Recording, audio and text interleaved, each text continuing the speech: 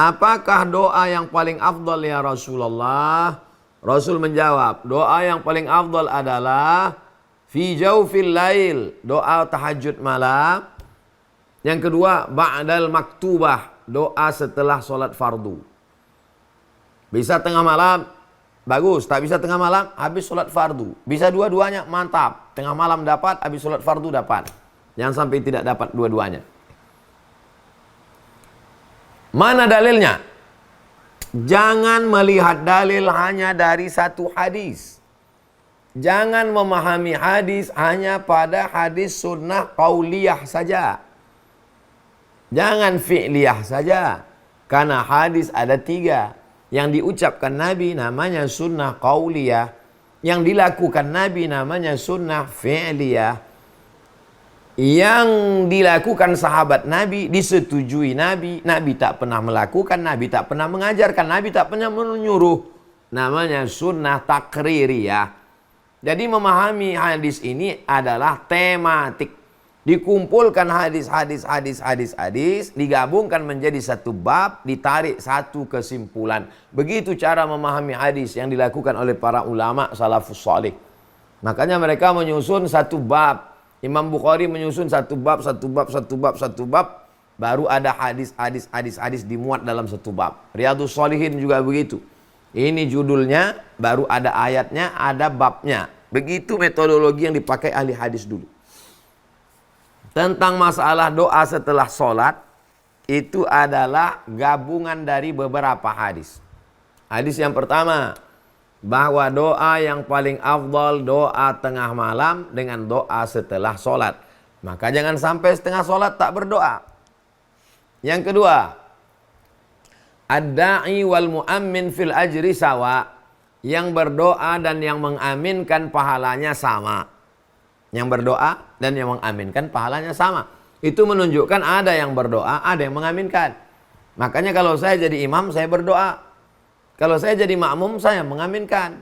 Pahalanya sama. Bukan mentang-mentang saya imam, pahala saya lebih banyak. Ad-da'i yang berdoa, wal mu'amminu dan yang mengaminkan fil ajri sawa. Dalil yang ketiga, disebutkan oleh Imam Abu Fida Ismail Ibn Katsir dalam tafsir Al-Quranil Azim. Dalam tafsir ayat, qad ujibat da'watukuma. Doa kamu sudah dikabulkan. Qad ujibat da'watukuma. Doa kamu berdua sudah dikabulkan. Siapa yang berdua itu? Nabi Musa berdoa, Nabi Harun mengaminkan. Nabi Musa berdoa, apa kata Nabi Harun? Amin, amin, amin. Jadi doa bersama sudah ada sejak zaman Nabi Ibrahim. Sudah ada sejak zaman Nabi Musa. Nabi Musa berdoa, Nabi Harun mengaminkan. 4. Jibril berdoa, bu'dan liman adraka Ramadan falam yughfarlah. Celakalah orang yang jumpa Ramadan tapi dosanya tak diampunkan. Amin, kata Nabi Muhammad. Bu'dan liman adraka walidahul kibara ahaduhuma aw kilahuma walam yudkhilahul jannah. Celakalah orang yang jumpa kedua orang tuanya sampai tua tapi dia tak berbakti hingga tak masuk surga. Amin, kata Nabi. Bu'dan liman dzukirta walam yusalli alaika. Celakalah orang yang ketika namamu disebut tapi dia tak mau berselawat kepadamu. Allahumma salli ala sayyidina Muhammad wa ala ali sayyidina Muhammad. Amin. Itu menunjukkan ada yang berdoa, ada yang mengaminkan. Jibril berdoa dan Nabi Muhammad SAW yang mengaminkan. 5. Ketika kita sedang beramai-ramai berzikir, malaikat memanggil malaikat yang lain. Apa kata malaikat? Halummu ila hajatikum. Inna lillahi malaikatan. Ada malaikat-malaikat. Yatufuna alal ard. Malaikat ini berkeliling di atas muka bumi. Ketika mereka melihat ada orang berzikir, mereka memanggil malaikat yang lain. Halummu ila hajatikum. Mari kemari, mari kemari, mari kemari, kata malaikat. Maka malaikat itu pun berkumpul mengaminkan doa orang yang berdoa. Mungkin doa imam tak makbul, doa kita tak makbul. Masa doa malaikat tak makbul? Mengambil barokah doa berjamaah bersama-sama dengan para malaikat. Inilah diantara beberapa dalil yang dikumpulkan para ulama sehingga tradisi berdoa ini ada di Mesir, ada di Maroko, ada di banyak tempat. Saya tak menyalahkan orang yang tak mau berdoa.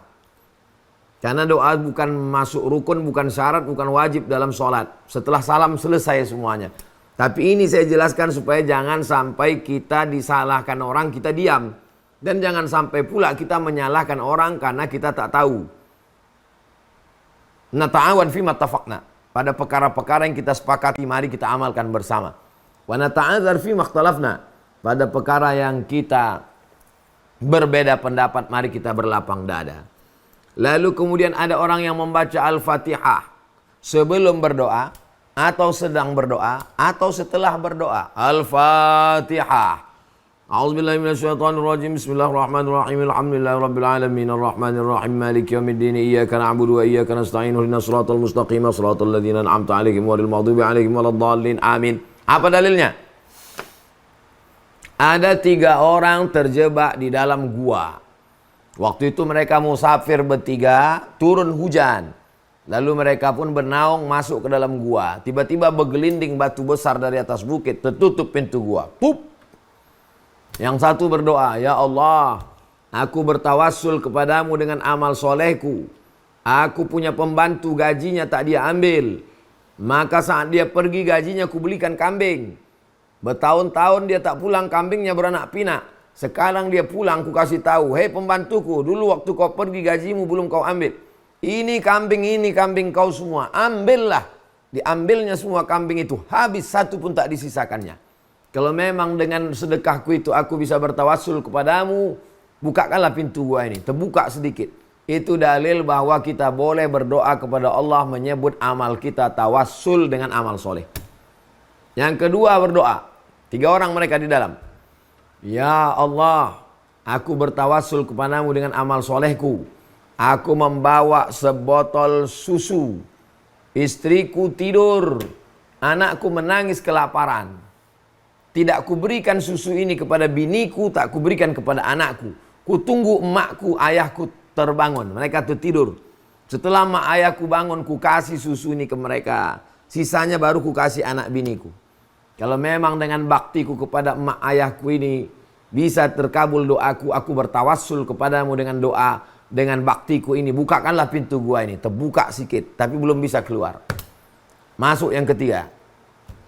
"Ya Allah, aku bertawassul kepadamu. Aku jatuh cinta pada sepupuku. Hampir kami berzina, mohon maaf. Tapi kemudian aku ingat kepada engkau, akhirnya tak jadi kami buat dosa. Kalau memang dengan perbuatan tak jadi buat dosa ini bisa bertawassul kepadamu, bukakanlah pintu gua ini." Terbuka pintu gua. Hadisnya ada dalam Sahih Al-Bukhari. Inilah makna ayat, "Ya ayyuhalladzina amanu," hai orang beriman, "ittaqullah," takutlah kamu kepada Allah, "wabtaghu ilaihil wasilah," bertawassullah. Carilah wasilah, bertawassul dengan amal soleh. Itu dalil boleh bertawassul dengan 3 amal. Pertama, bertawassul dengan sedekah. 2, bertawassul dengan bakti kepada orang tua. 3, bertawassul dengan tak jadi berzina karena takut pada Allah. Saya tak kaya Pak Ustadz, tak bisa sedekah. Mak ayah saya sudah meninggal Pak Ustadz, tak bisa berbakti. Kau masih bisa bertawassul dengan rasa takutmu hingga tak berzina, hingga tak berjudi, hingga tak mabuk. Minta kepada Allah. Apa hubungannya dengan membaca Al-Fatihah?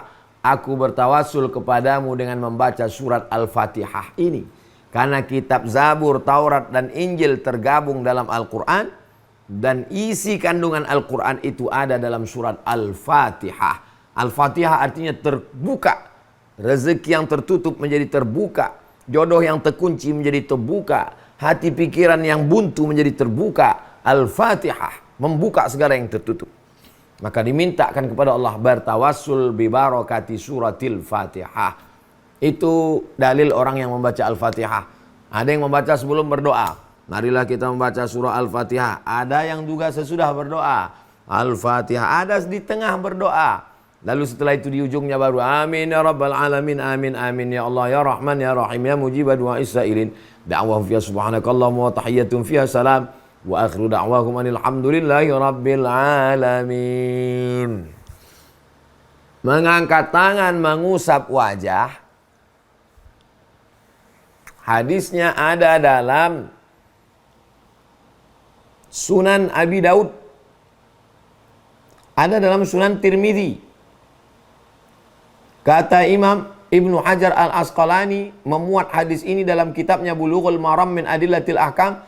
Hadis mengangkat tangan mengusap wajah ini sebetulnya hadisnya dhaif, hadis lemah.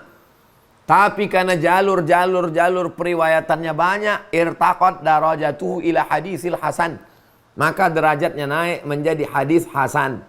Hadis level pertama sahih, di bawah sahih hasan, di bawah hasan dhaif.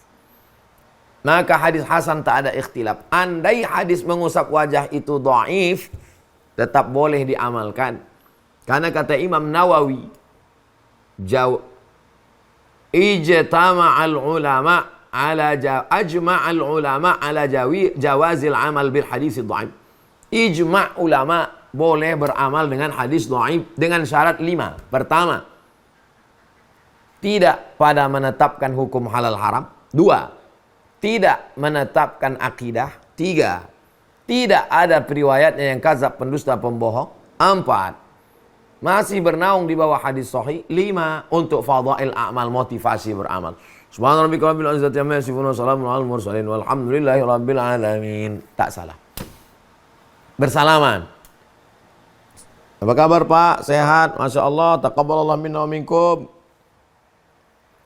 Ma min muslimaini, 2 orang muslim berjumpa, yaltaqiyani bertatap muka, wa yatasafahani berjabat tangan, illa ghufira lahuma diampunkan dosa-dosanya, malam yatafarraqa sebelum mereka berpisah.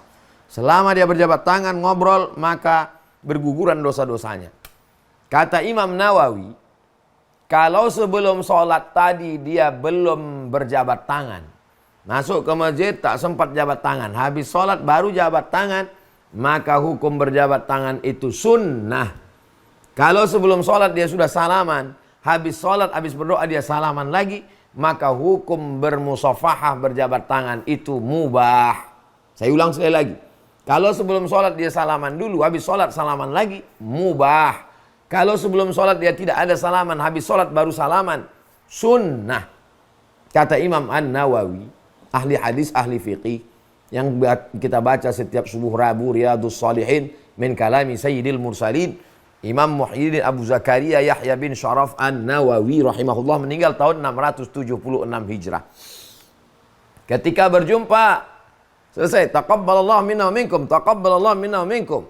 Doa, taqabbalallahu minna wa minkum. Semoga Allah menerima amal kami dan amal kamu. Disambut dengan taqabbal ya karim, terimalah doa amal kami ya Allah. Atau ketika bersalaman itu dia berselawat, Allahumma sholli ala sayyidina Muhammad wa ala ali sayyidina Muhammad. Maka hukum berselawat itu sunnah, mubah. Mana dalilnya?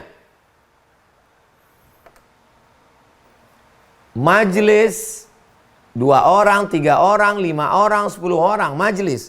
Kalau tidak ada disebut selawat di majlis itu, maka majelisnya menjadi anta najifah, majelis bangkai berbusuk, bau berulat benanah.